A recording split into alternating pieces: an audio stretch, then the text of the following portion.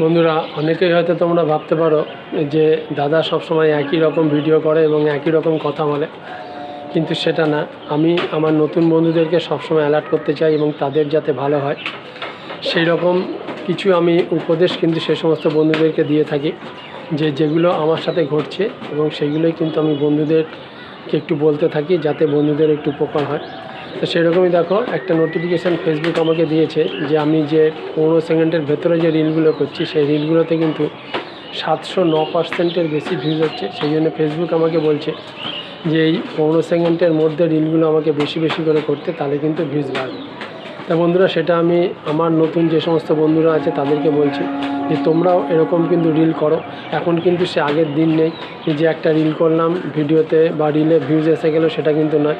এখন particular Facebook কিন্তু একটা নির্দিষ্ট লেন্থ বলে দিচ্ছে, যে লেন্থের ভিডিওগুলোতে বেশি ভিউজ হচ্ছে সেই লেন্থগুলোকে দেখে একটু ট্যাগফুলি কাজ করতে হবে, তাহলেই কিন্তু তোমার রিল বা ভিডিওতে কিন্তু বেশি ভিউজ আসবে।